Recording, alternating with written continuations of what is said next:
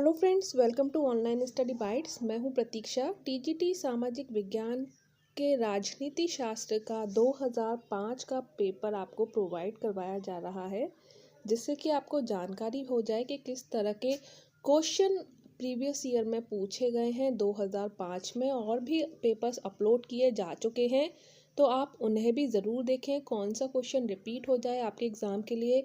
अगर आपने राजनीति शास्त्र टीजीटी पीजीटी से अप्लाई किया है तो ये वीडियो आपके लिए ही है और आप इसको पूरा देखना ना भूलें। तो चलिए स्टार्ट करते हैं और देख लेते हैं कौन कौन से क्वेश्चन हैं। और इस वीडियो के माध्यम से आपका प्रैक्टिस होने वाली है, आपका रिवीजन होने वाला है और आपको जानकारी मिलने वाली है कि किस तरह के क्वेश्चन पूछे जाते हैं टीजीटी और पीजीटी के एग्ज़ाम में। फ्रेंड्स, अब आप मुझे फॉलो कर सकते हैं अनअकैडमी लर्निंग ऐप पर। प्लेलिस्ट में जाकर अनअकैडमी लर्निंग ऐप डाउनलोड कीजिए और वहां सर्च कीजिए प्रतीक्षा आचार्य। वहां आप देख सकते हैं सभी कोर्सेज और अपडेट पा सकते हैं मेरे न्यू कोर्सेज के बारे में। सभी लेसन्स देख सकते हैं और डाउनलोड स्लाइड्स करके उनको कभी भी ऑफलाइन देखा जा सकता है। तो अनअकैडमी लर्निंग ऐप पर सर्च करना मत भूलिए, प्रतीक्षा आचार्य। तो नागरिक शास्त्र का पहला प्रश्न स्टार्ट करते हैं, जो है स्वतंत्र भारत के प्रथम कानून मंत्री थे। तो आपको बताना है कौन थे प्रथम कानून मंत्री। ऑप्शन आपकी स्क्रीन पर आपको दे रखे हैं। तो आंसर है इसका, गैस कीजिए आप लोग, और आंसर है इसका ऑप्शन 4, उपर्युक्त में से कोई नहीं। तो इनमें से कोई भी नहीं है प्रथम कानून मंत्री। जो हमारे प्रथम कानून मंत्री और भारतीय संविधान के रचयिता जो थे वो थे बाबा भीमराव अंबेडकर। तो भीमराव अंबेडकर जी थे, वही हमारे प्रथम कानून मंत्री थे। नेक्स्ट क्वेश्चन है, संयुक्त राष्ट्र संघ के वर्तमान महासचिव हैं। तो संयुक्त राष्ट्र संघ के वर्तमान महासचिव, क्योंकि ये 2005 का पेपर है तो आंसर आपको 2005 के हिसाब से इसमें दिया होगा, लेकिन मैं आपको लेटेस्ट इंफॉर्मेशन भी देती जाऊंगी 2019 की, कि इस समय कौन है संयुक्त राष्ट्र संघ के वर्तमान महासचिव। 2005 के आंसर के अकॉर्डिंग जो राइट ऑप्शन है वो है ऑप्शन 2, कोफी अन्नान। लेकिन 2019 की बात करें, क्योंकि 2019 में जो वर्तमान महासचिव हैं संयुक्त राष्ट्र संघ के, उनका नाम है एंटोनियो गुटरेशे, जो कि पुर्तगाल के हैं और वही महासचिव हैं संयुक्त राष्ट्र संघ के। अगर क्वेश्चन आता है संयुक्त राष्ट्र संघ के वर्तमान महासचिव का नाम क्या है, तो आपका आंसर होगा एंटोनियो गुटरेशे। तो आप स्क्रीन पर देख सकते हैं उनका पिक्चर और उनका नाम। तो ये ही हैं संयुक्त राष्ट्र संघ के महासचिव। तो संयुक्त राष्ट्र संघ उस संस्था का नाम है जो विश्व के विभिन्न राष्ट्रों में विश्व प्रेम, अंतर्राष्ट्रीय सहयोग तथा विश्व शांति की स्थापना के लिए बनाई गई है। इस संस्था की स्थापना कब हुई ये भी आप ध्यान रखें, 24 अक्टूबर 1945 को। और विश्व के 51 राष्ट्रों ने मिलकर इस संस्था की स्थापना की थी। संयुक्त राष्ट्र संघ का सचिवालय कहाँ पर है ये भी क्वेश्चन आ सकता है, न्यूयॉर्क में है। और इसके वर्तमान महासचिव जो है वो हैं एंटोनियो गुटरेशे, जो कि पुर्तगाल से संबंधित हैं। नेक्स्ट क्वेश्चन, प्राकृतिक अवस्था में मानव जीवन सूना, निर्बल, निकृष्ट और अल्पजीवी था, यह कथन है। इसका जो सही जवाब है वो है ऑप्शन 2, हॉब्स का। तो प्राकृतिक अवस्था में मानव जीवन सूना, निर्बल और निकृष्ट और अल्पजीवी था, यह कहना था हॉब्स का। नेक्स्ट क्वेश्चन की ओर बढ़ते हैं। तो हॉब्स क्या हैं, इनके बारे में थोड़ा सा पढ़ लेते हैं। हॉब्स इंग्लैंड के दार्शनिक थे और उन्होंने अपनी पुस्तक लेवियोथन में सामाजिक समझौते के सिद्धांत का प्रतिपादन किया। हॉब्स मनुष्य को स्वभाव से बुरा और असामाजिक प्राणी मानते हैं। उनके अनुसार प्राकृतिक अवस्था में मानव जीवन सूना, निर्बल, निकृष्ट और अल्पजीवी था। इस अवस्था में उचित अनुचित का कोई स्थान नहीं था, शक्ति ही गुण समझा जाता था।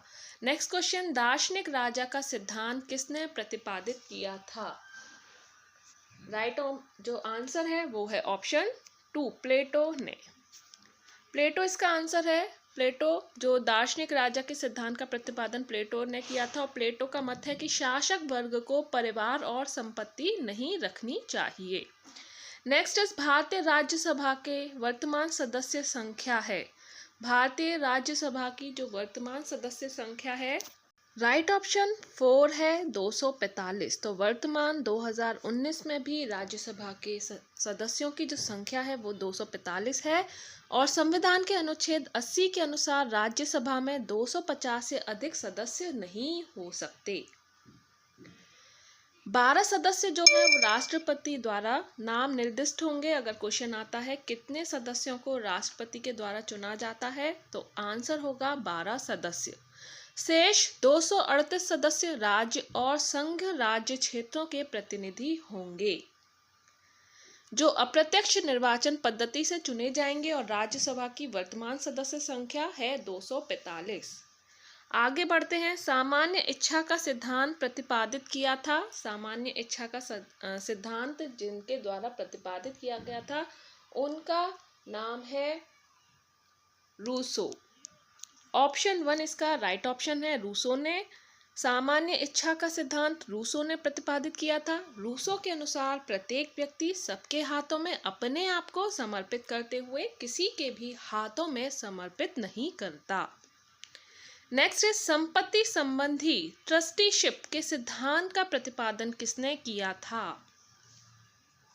Right option is option 2 Mahatma Gandhi ji ने संपत्ति संबंधी ट्रस्टीशिप के सिद्धांत का प्रतिपादन महात्मा गांधी जी के द्वारा किया गया था। संपत्ति संबंधी ट्रस्टीशिप का सिद्धांत गांधी जी के द्वारा दिया गया था और गांधी जी ने 4 सिद्धांतों को दिया है जिसमें सत्य, अहिंसा, स्वावलंबन और ये न्यायसिता यानी कि ट्रस्टीशिप का सिद्धांत शामिल है। तो इनके बारे में आप ध्यान रखें। नेक्स्ट क्वेश्चन की ओर बढ़ते हैं। राज्य अच्छे मार्ग में बाधाओं की बाधा है, यह कथन किसका है? तो राइट ऑप्शन है इसका ऑप्शन 3 टी.एच. ग्रीन का। ऑप्शन 3 का सही आंसर है। नेक्स्ट क्वेश्चन की ओर बढ़ते हैं। तो टी.एच. ग्रीन ने कहा है कि राज्य अच्छे मार्ग में बाधाओं की बाधा है। आगे प्रश्न है, अतिरिक्त मूल्य के सिद्धांत का प्रतिपादन किया था।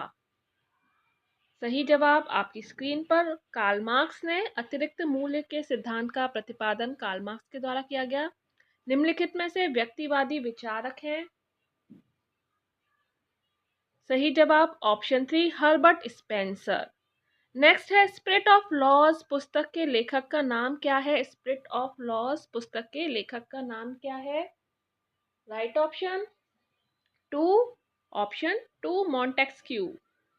मॉन्टेस्क्यू राइट ऑप्शन है। स्पिरिट ऑफ लॉज पुस्तक के लेखक मॉन्टेस्क्यू हैं और इस पुस्तक में मॉन्टेस्क्यू ने शक्ति पृथक्करण सिद्धांत का प्रतिपादन किया। तो क्वेश्चन आता है, अगर शक्ति पृथक्करण सिद्धांत का प्रतिपादन किसके द्वारा किया गया है? तो वो भी किया गया है मॉन्टेस्क्यू के द्वारा। अगला प्रश्न, उपयोगितावाद सिद्धांत का जनक माना जाता है। Right option is option 4 जर्मी Bentham को। नेक्स्ट है, राज्य की उत्पत्ति का दैवी सिद्धांत किसने प्रतिपादित किया? राइट ऑप्शन ऑप्शन 3 जेम्स प्रथम ने। क्वेश्चन 15 है, संविधान निर्मात्री परिषद के वैधानिक परामर्शदाता कौन थे? राइट ऑप्शन है ऑप्शन 3 B.N. राव यानी कि बेनगल नरसिम्हा राव। जो नरसिम्हा राव जी थे उन्हीं का शॉर्ट फॉर्म है B.N. राव, जिनका पूरा नाम था बेनगुल नरसिम्हा राव। संविधान का प्रारूप सर B.N. राव ने तैयार किया था और ये संविधान सभा के सलाहकार भी थे। ये ध्यान रखिए। इस प्रारूप की समीक्षा के लिए एक 7 सदस्यों की समिति बनाई गई थी जिसके अध्यक्ष सर अल्लादी कृष्ण स्वामी अय्यर थे। नेक्स्ट है, भारतीय संविधान में अनुच्छेदों की संख्या है। तो भारतीय संविधान में अनुच्छेदों की संख्या है 445। तो 26 जनवरी 1950 को लागू मूल संविधान में 395 अनुच्छेद और 8 अनुसूचियां थीं। बहुत से उपबंधों का निरसन करने के पश्चात वर्तमान समय में इसमें 445 अनुच्छेद हो चुके हैं और 12 अनुसूचियां हो चुकी हैं। राइट ऑप्शन 1 है। अनुसूचियां भी ध्यान रखिए और अनुच्छेद भी।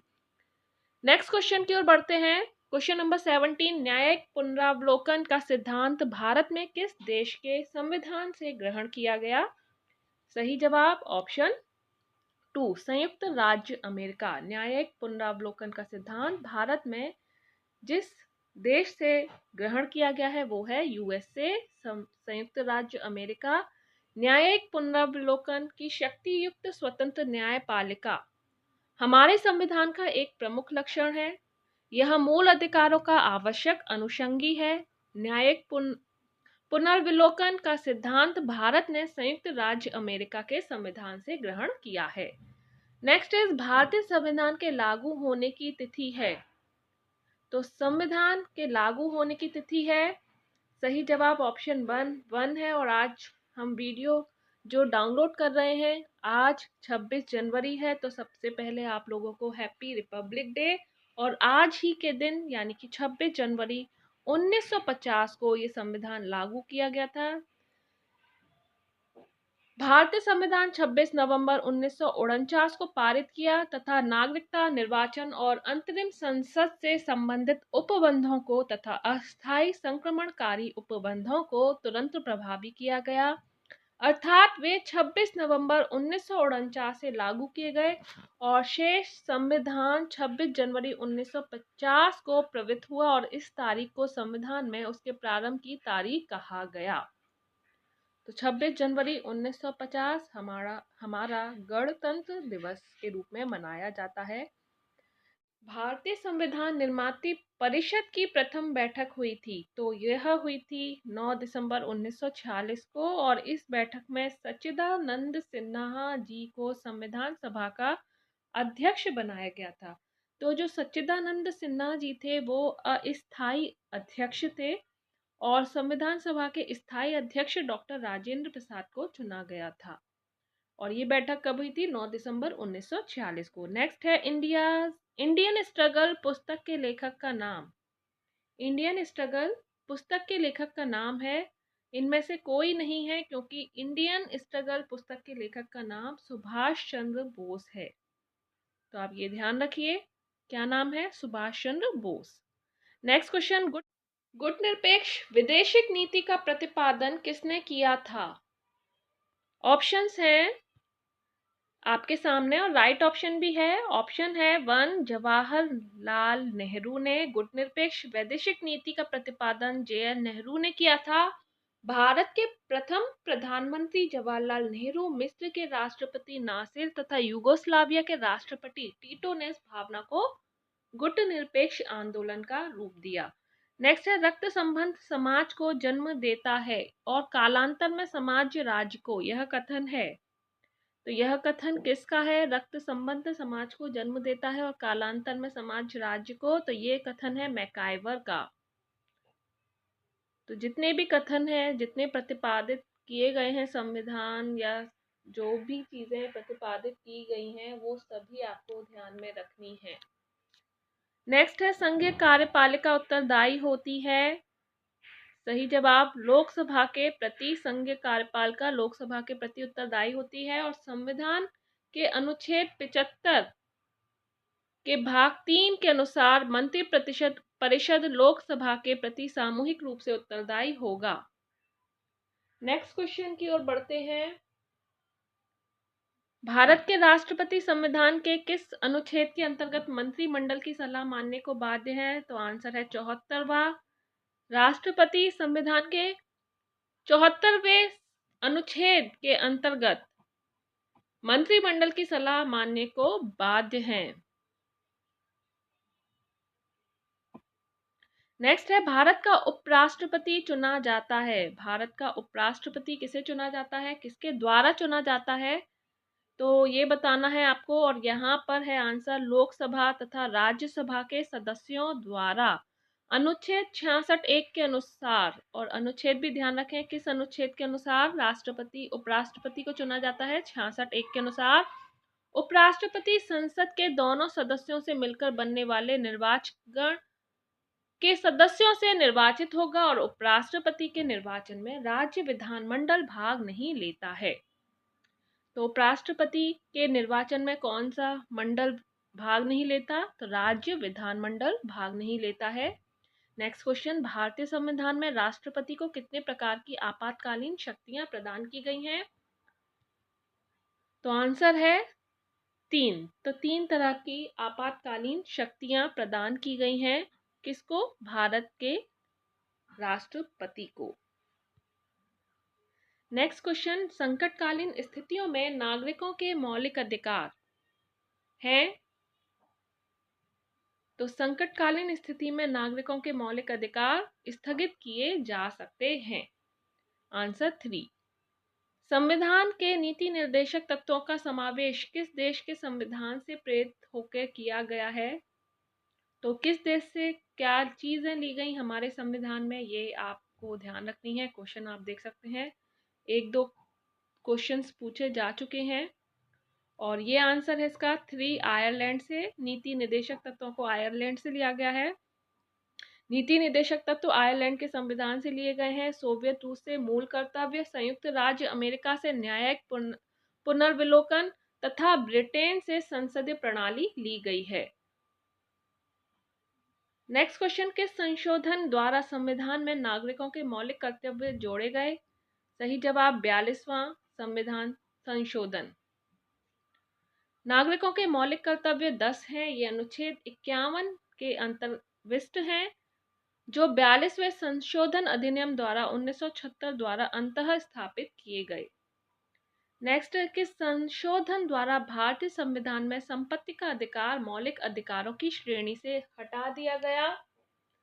तो राइट ऑप्शन है 2, 44वां। तो 44वें संशोधन 1978 द्वारा भारतीय संविधान में संपत्ति का अधिकार मौलिक अधिकारों की श्रेणी से हटा दिया गया। नेक्स्ट क्वेश्चन इज, भारतीय संविधान के अनुच्छेद 356 का क्या महत्व है? सही जवाब है ऑप्शन 2। इसके अंतर्गत किसी राज्य में संवैधानिक मशीनरी विफल होने पर राष्ट्रपति शासन लगाया जा सकता है। तो फ्रेंड्स, यहाँ पर ये पार्ट 1 एंड करते हैं। इसमें हमने 31 क्वेश्चन पॉलिटी के किए। अब इसके आगे जो 30 क्वेश्चन हैं वो भी हम करेंगे नेक्स्ट वीडियो में। और समझ के ऐसे ही ध्यान से आपको जितनी भी व्याख्या दी गई है वो पढ़नी है, क्योंकि ज़रूरी नहीं है कि क्वेश्चन रिपीट हो। क्वेश्चन से संबंधित कोई और क्वेश्चन अगर होता है जो व्याख्या में आपको दे रखा है, वो क्वेश्चन भी आपके एग्जाम में आ सकता है। तो व्याख्या पर भी ज़रूर ध्यान दें, क्वेश्चन पर भी ध्यान दें। और इससे संबंधित कोई और टॉपिक है, उससे संबंधित कोई और क्वेश्चन बनकर भी कभी कभी आ जाता है, तो उन चीज़ों पर आपको ज़्यादा फोकस करना है। इसीलिए पेपर आपको प्रोवाइड करवाया जा रहा है। अभी के लिए इतना ही, नेक्स्ट वीडियो में मिलते हैं। जल्दी अपलोड होगा second part. Bye bye, take care and thanks for watching.